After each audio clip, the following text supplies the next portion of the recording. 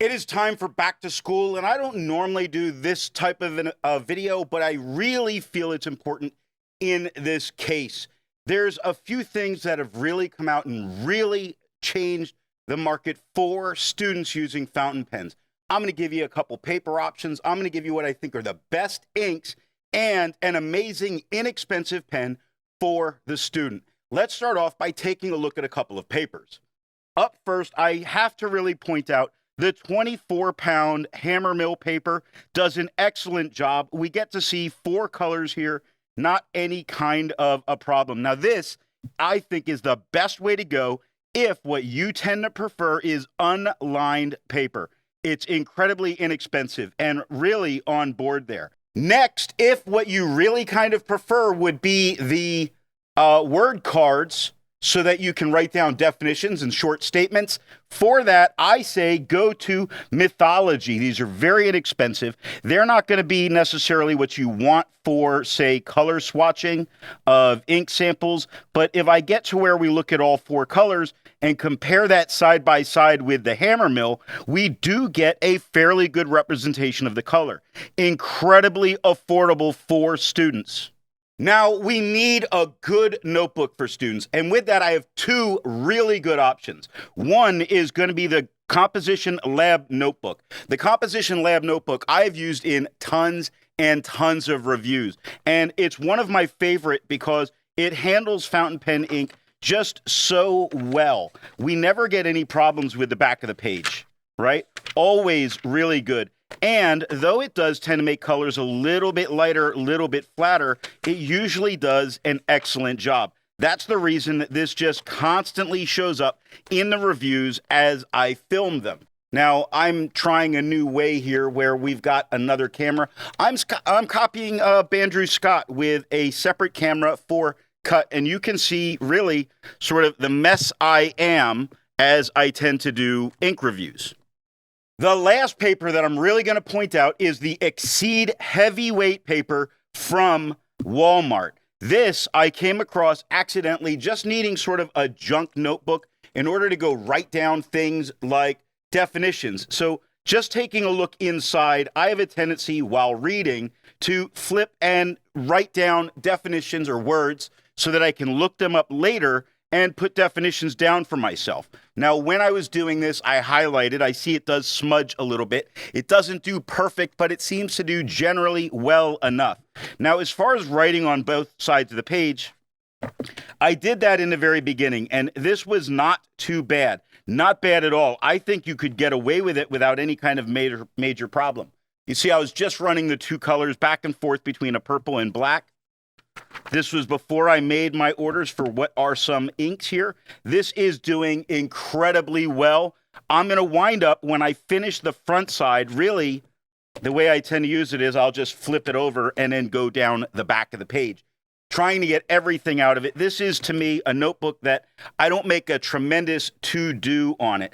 I use this regularly and have been incredibly happy. I want to warn you, though. Look, this is a 1-subject, and I buy 1-subject notebooks. You might be tempted to buy the 3-subject notebook. Buying the 3-subject notebook, you pay more money per page. The 1-subject notebook has 100 pages, the 3-subject 120, and it costs like $3 more. Buy 1-subjects, change notebooks a little more frequently. Not going to be any kind of a problem. This is great to use. We're going to come back to this to look at something at the very end. And I'm going to go ahead and tell you the inks that I chose. I'm going to show you the colors I chose. But I'm going to tell you that I did make a huge mistake when it comes to getting ready to film this video. And I'm going to cover that at the end. I'm going to circle back on it. I chose to go with the Private Reserve Infinity inks. Now, the reason that I went with the Private Reserve Infinity inks is very simple. The student needs to be able to, while taking notes, have a pen uncapped in hand and not have to worry about whether the nib is going to dry out. And that is the reason I chose what I chose for the ink.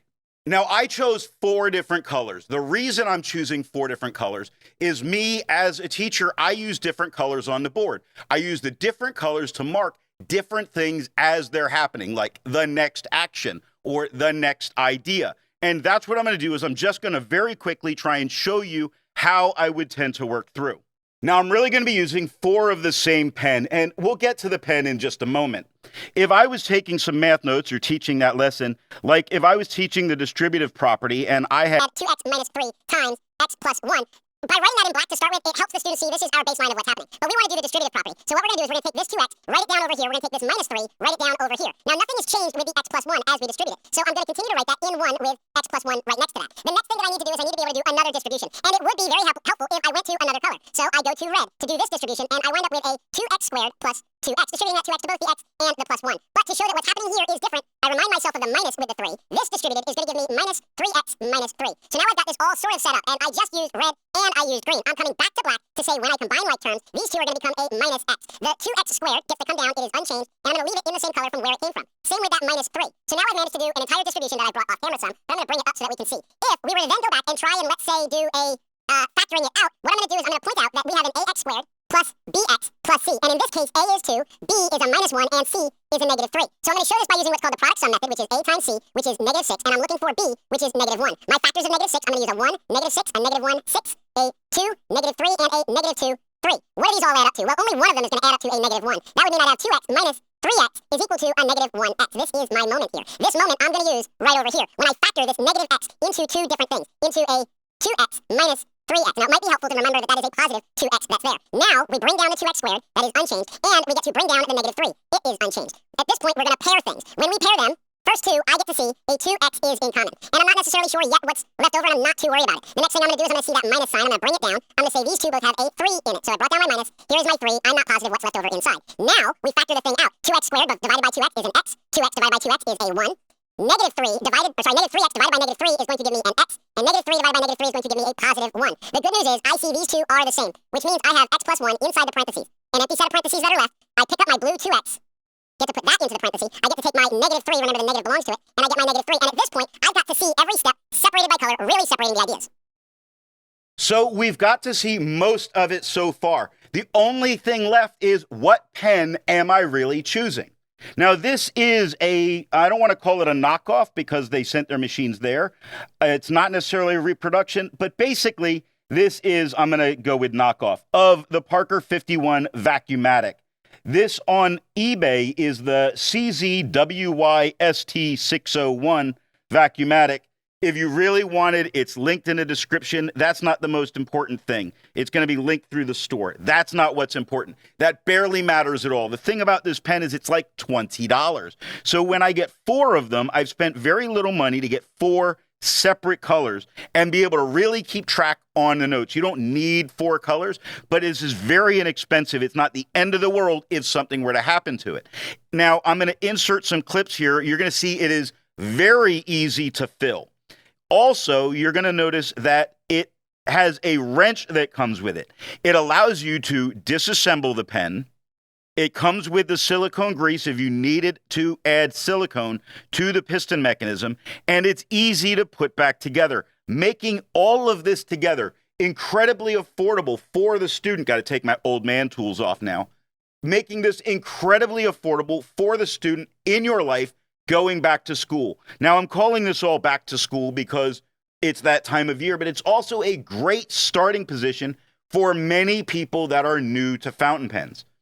Now, I said in the beginning that I made a mistake with this video, and the mistake was my enthusiasm for what I was going to be making. When I was all ready and I had my order done, I put it in to Jaffa Brands, and I said in a note that was there that I was going to be making a video featuring this.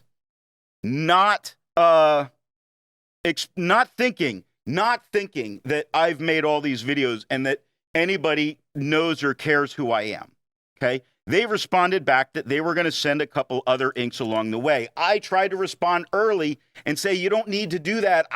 This was my overexcitement.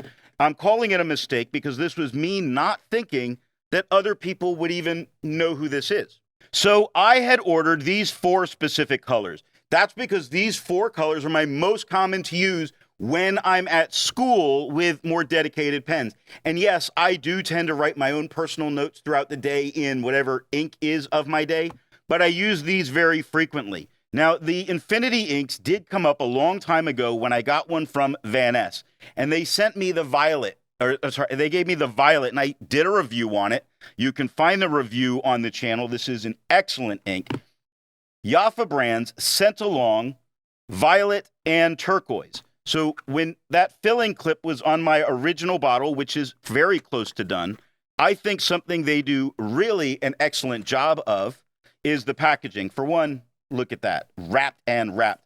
Very nice, small bottle. So you can get this in much smaller bottles, and it's about half the price for half the bottle.